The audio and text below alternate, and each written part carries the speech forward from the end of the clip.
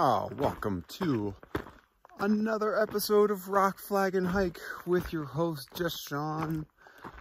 And I bet you expected me to be back on the AT with this episode. Nope.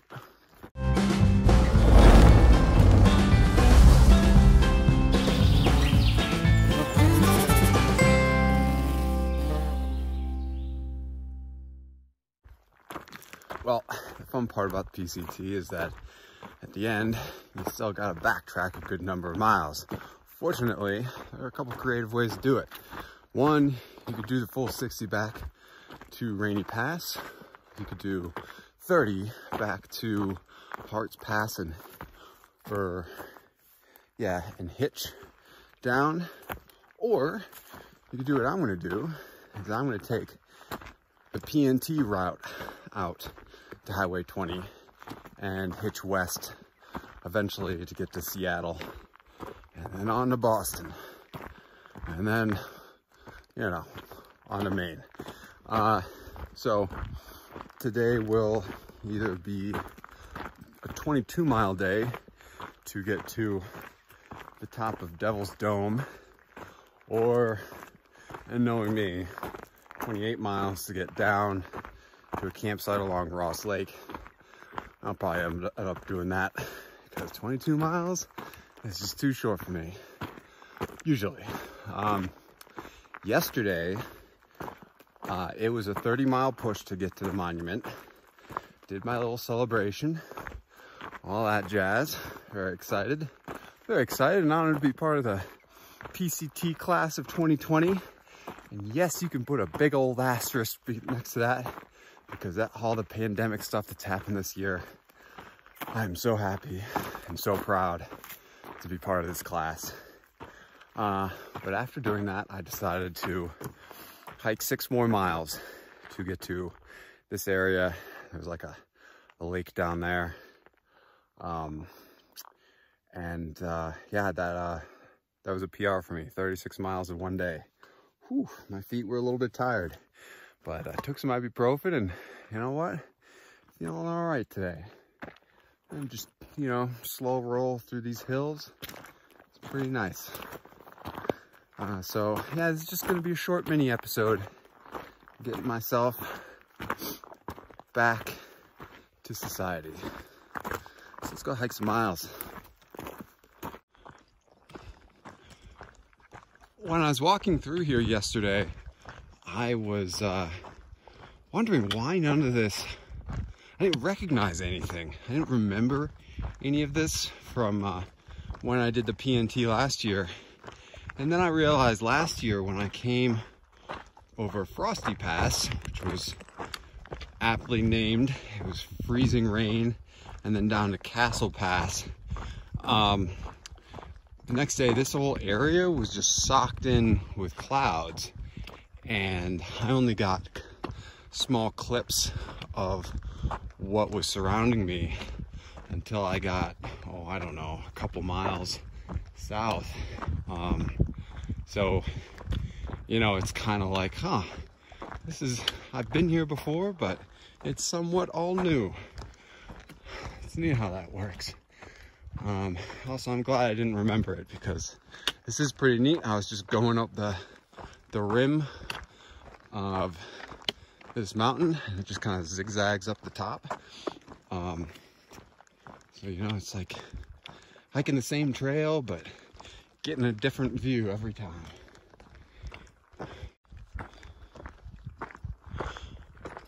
Yesterday evening, my campsite was with a couple other through hikers, and you know, we all congratulated each other and hugged and high-fived and, you know, all that good stuff.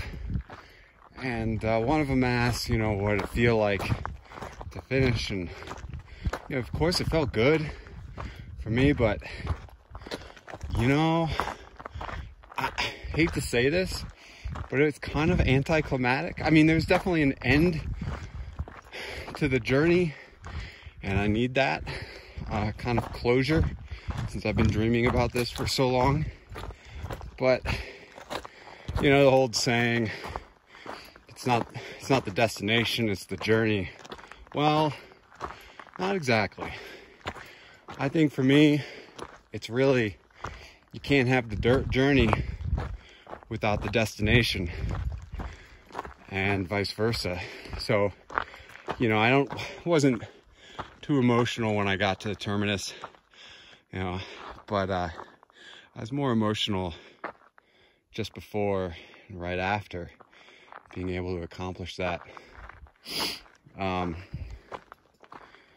don't know where I'm going with this, but I don't know, it's just my feelings about, you know, finishing a hike like this. I think I probably only spent 20-25 minutes there. You know, the reality of the situation is that, you know, you got to hike out. You're not just done. You still got more adventure left, and especially me. I still have to get out of here and fly across country and all that jazz and finish the AT. So this adventure isn't wrapped up yet. But, you know, you get to the monument, and at least yesterday there were flies everywhere, and on top of that there was nobody else around, so I kind of started the journey like I began it, alone. I mean, obviously I have, you know, you guys watching my YouTube and Instagram and all that kind of stuff, but, you know, I had to get there on my own free will, on my own 2 feet.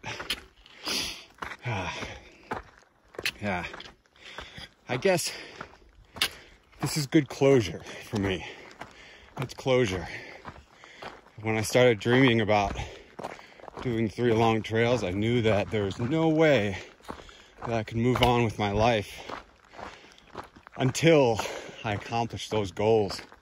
And it's such a weird thing.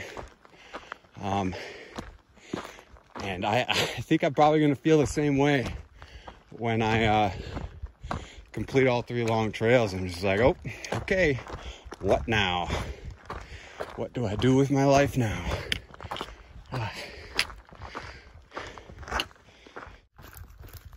Well, I haven't noticed already, I'm going to be doing a lot of talking for this episode. Just, this is my unwind episode. The debriefing after hiking over 4,600 miles. I believe that's what the count is right now, and completing the PCT. But you're gonna have great views, and maybe a little insight into how my mind works.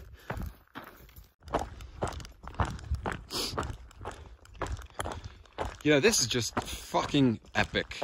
Like, it's just incredible that we as a country have this out here to be able to explore and hike.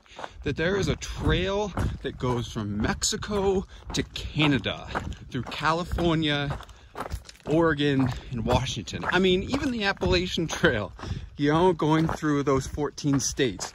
It's incredible that, you know, we had the foresight at one point to create such a trail system. I don't know, I kind of wonder these days if we would be able to do something like that again. It seems like this would be an appropriate time to do that for everything that's going on this year.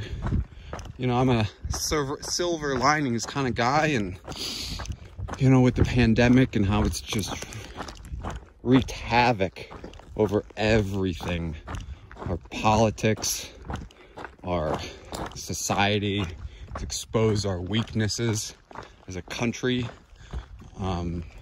I think it's shown some of our strengths, but, you know, I'm kind of thinking, I definitely see that we have some major flaws in our system that need to be fixed. But, you know, forever the optimist is that we've overcome a lot of difficult things as a country in the past.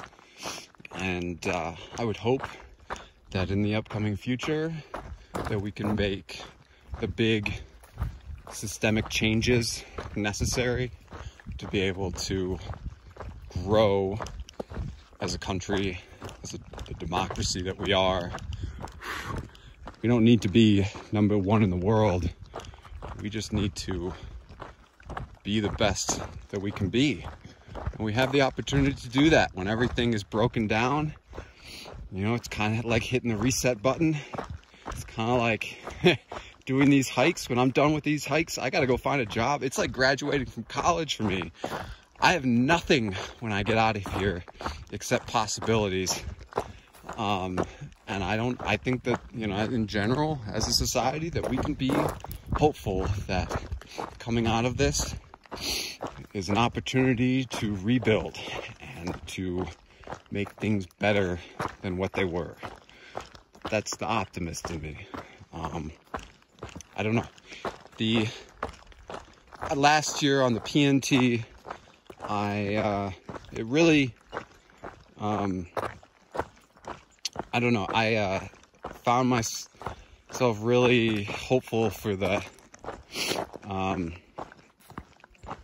that in general, people are good and everything. I have hope that no matter how far apart we may be on things right now, that we are not so far apart that we can't come together and, you know, at least enjoy our each other's company. You know, I don't really have much faith in humanity as a whole, but I do have faith in the individual. The individual has helped me out a lot on the trail. And I will continue to hope that humanity will redeem itself. But for now, I don't really see that. Yeah. You know.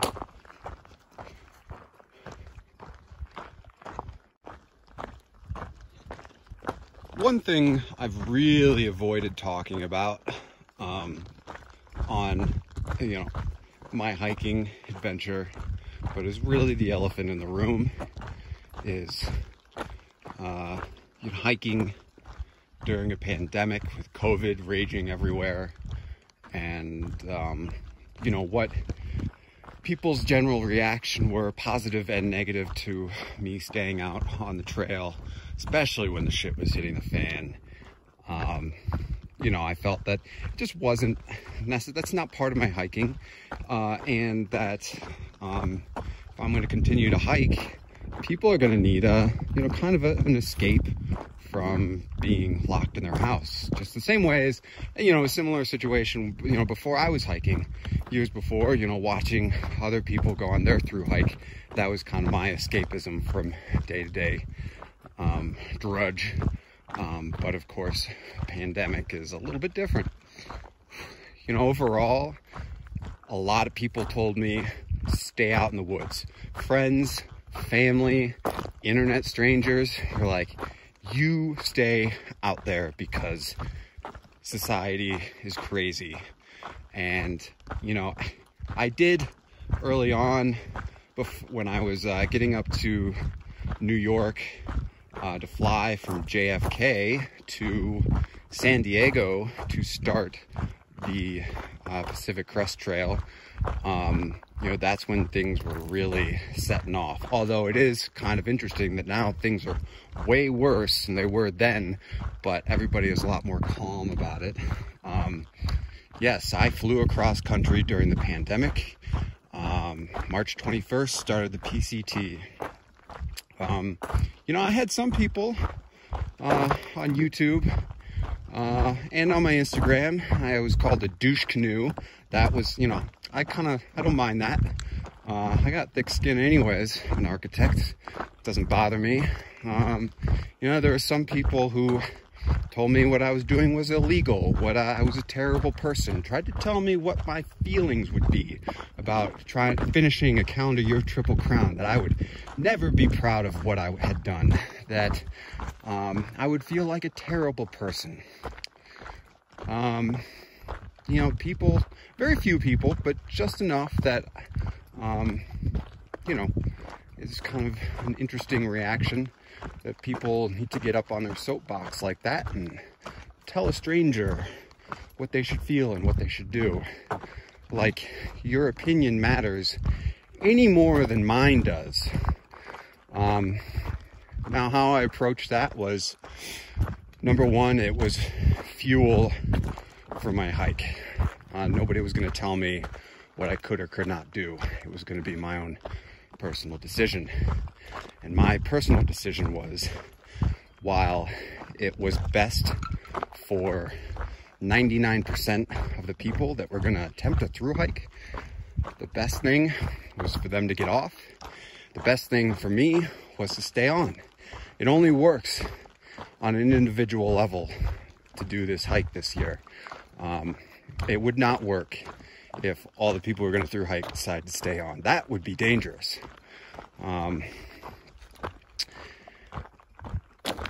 But my approach to handling people, handling negative commentary online, was just to say, you know what? Your opinion is appreciated and you're allowed to have it. And basically say that I'm listening. You know, I hear you. It's not going to change me, but hey, we all need places to vent. And, you know, a lot of us were and are still frustrated by that. I was majorly disappointed in the PCTA and the ATC in trying to tell hikers that the trail was closed, which was in fact not true at all. I understand why they did what they did. I will still volunteer my time in the future for them. You know, I can be angry at an organization like that and still want to give back to it, though. Just crazy times. I was also really disappointed in like the Facebook forums, how one, the ATC just completely shut down. They're like, we're not going to take any more comments for the AT class of 2020. And even the PCT class of 2020 Facebook page, where, you know, I was using to get a lot of information from, just turned into a cesspool. And thankfully there were alternate pages set up where people were, you know, more level-headed. You know, and then also there's the Appalachian Trail subreddit, the Pacific Crest Trail subreddit, and the ultralight subreddit that were just, it was absolutely garbage content. I mean, people thought that, you know, this was their chance to tell others what they could or could not do. And it was just the whole snake eating its tail. I would hope that in the future, people take a step back and think about what they're going to post that's negative before they post it. Be like, you know, maybe adding this poison to the pool isn't really going to do any good. There are ways to approach things that are not, you don't have to be aggressive in the way you talk to people. You can be nice about it. You can be kind and disagree. You know, I really appreciated the guy who told me that asked me if I was smearing shit all over the Mirror John, because obviously I wasn't practicing leave no trace because I was hiking during the pandemic. Got into a whole back and forth about that. I just don't understand people that, you know, you don't know them, they don't know you, and they want to talk to you like that. It makes no sense at all. But I don't know, human nature. It's really easy when people can be anonymous online. There were even other people hiking, and I'm not going to name names here. You can probably find out if you look hard enough. There were people who said that, you know, anybody who completes the trail should not be recognized, or they should put an asterisk next to their name, and, you know, shouldn't be recognized for hiking this year. There's no class of 2020 at all. And then the same person goes out and later in the season starts a thru hike. and then tries to call out another person who's, you know, vlogging their channel. It's like, can you be any more of a hypocrite here? You know, doesn't make any sense to me. And, you know, early on, I know there were some people who got a lot, like, it was so bad for them while they were hiking. They were getting death threats that they actually got off trail. Death threats. You're gonna threaten somebody's life during a pandemic? That doesn't make any sense to me either. I don't know what's wrong with people. Ah, it is wild. This trip this year is just wild. I am very happy to be part of the class of 2020 of whatever long trail you complete. This is always going to be our year. But man, social media, it's a weird place. Boogie, boogie, boogie. Boogie, boogie, boogie.